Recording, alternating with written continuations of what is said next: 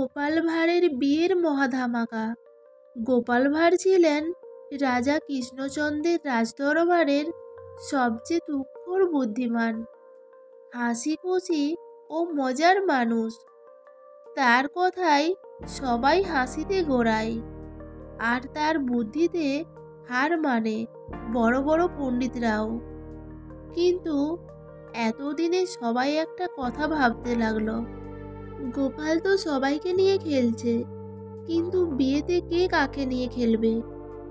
একদিন রাজা ঠিক করেই ফেললেন, গোপালের বিয়ে না দিলে রাজ্য শান্তি থাকবে না। ওর বুদ্ধির সাথে তাল মিলিয়ে চলতে পারে এমন মেয়েই ওর যোগ্য।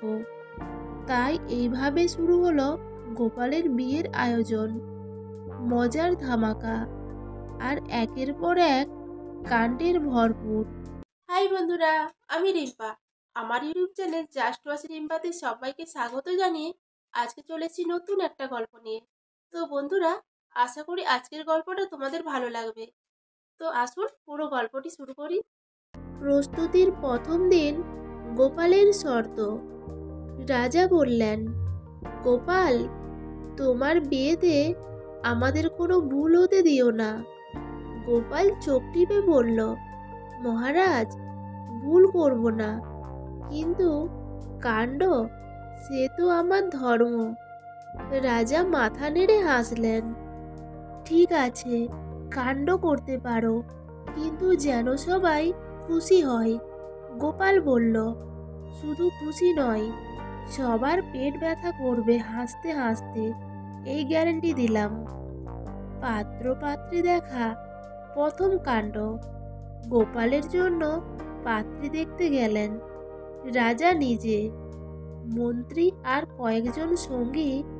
মেয়েটির নাম ছিল লোহিনী, হাসি খুশি চটপটে, আর একটু রেগে গেলেই মুখ লাল হয়ে যেত। গোপাল প্রথম দেখা করতে গিয়ে বলল, আপনি কি রেগে গেলে সত্যি লাল হয়ে যান? আমি লাল রং খুব পছন্দ করি। লোহিনী হেসে বলল, হ্যাঁ, কিন্তু বেশি জ্বালালে কালোও হয়ে যায়। গোপাল খুশি হয়ে বলল, তাহলে তো দুটো রঙেই ম্যাচ করবে। মেয়ের বাড়ির সবাই হাসিতে ফেটে পড়ল। এরপর সবাই বুঝে গেল, এই ছেলে তো ভাঁড় নয়, বুদ্ধিমান রাজভাঁড়। প্রথম দিনই ঠিক হলো, বিয়ে হবেই। বরযাত্রার দিন। দ্বিতীয় কাণ্ড। বিয়ের দিন সকাল সকাল রাজদরবারের সব আয়োজন শুরু। ঢাক ঢোল কাশি ঝিঙা বাজছে, বরযাত্রী সাজছে। কিন্তু দেখা গেল গোপাল তার মাথায় টুপি না পরে গামলা পরে বসে আছে। মন্ত্রী বললেন, এটা কি?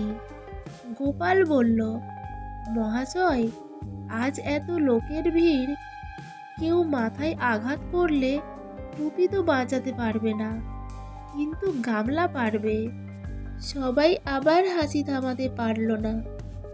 খাওয়ার আসরে তৃতীয় কাণ্ড। বরযাত্রা পৌঁছে খাবারের পাতে বসতেই শুরু হলো গোপালের আসল কাণ্ড। তার সামনে বিশাল পাত পাতা, ভাত ডাল মাছ মাংস, কিন্তু মাঝখানে গোপাল একটি ইট রেখে দিল। মেয়ের বাড়ির লোকজন বলল, ইট কেন?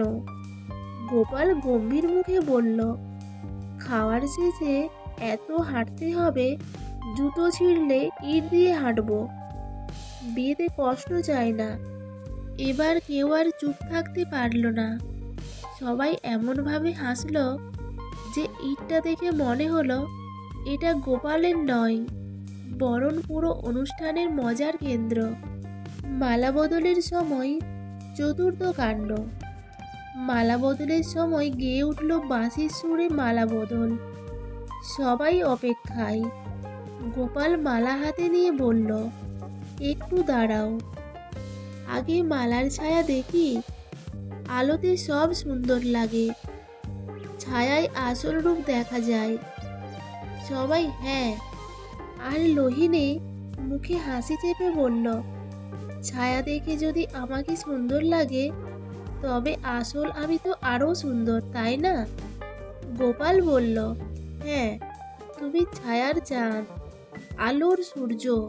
মেয়ের বাড়ির সবাই তালি দিয়ে উঠল। কনের পক্ষের পরীক্ষা, পঞ্চম কাণ্ড।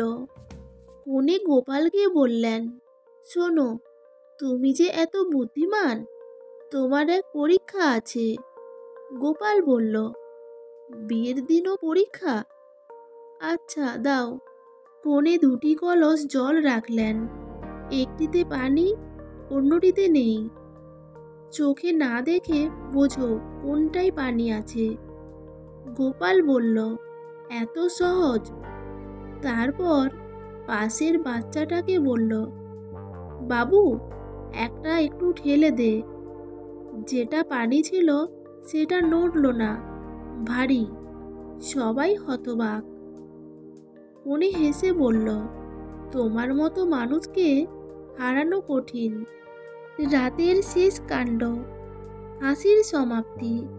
বিয়ের সব অনুষ্ঠান শেষে কনে ঘোমটা তুললেন। লোহিনী বলল, সারাদিন এত কাণ্ড করলেন কেন? গোপাল মিষ্টি হাসল, বিয়ের পর তো তুমি আমাকে বসে রাখবে, তখন তো কাণ্ড করার সুযোগ কম, তাই আজ সব কাণ্ড শেষ করে নিলাম। লোহিনীও হেসে বলল, ঠিক আছে, বুদ্ধিমান ভাঁড়, আজ থেকে আমার কাণ্ডও সামলাতে হবে। বিয়ের আসর আবার হাসিতে ফেটে পড়ল। এইভাবেই গোপাল ভাঁড়ের বিয়ের রাজ্য কিংবদন্তি হয়ে গেল। গল্পের শিক্ষা, হাসি মজা জীবনের বড় শক্তি। এতে সম্পর্ক আরও মজবুত হয়। বুদ্ধি আর রসিকতা সঠিকভাবে ব্যবহার করলে সবাই খুশি থাকে। বিয়ে মানে শুধু নীতি নয়, একটি বন্ধন, যেখানে হাসি আনন্দই সবচেয়ে গুরুত্বপূর্ণ। মানুষ যতই বুদ্ধিমান হোক, ভালোবাসা তাকে আরও সুন্দর করে তোলে। বন্ধুরা, গল্পটি কেমন লাগলো? গল্পটি যদি ভালো লেগে থাকে তাহলে একটা লাইক আর একটা কমেন্ট করবেন। আর যদি আমার চ্যানেলে নতুন হয়ে থাকেন তো চ্যানেলটি সাবস্ক্রাইব করে পাশে থাকবেন। গল্পটি শেষ পর্যন্ত শোনার জন্য অসংখ্য ধন্যবাদ।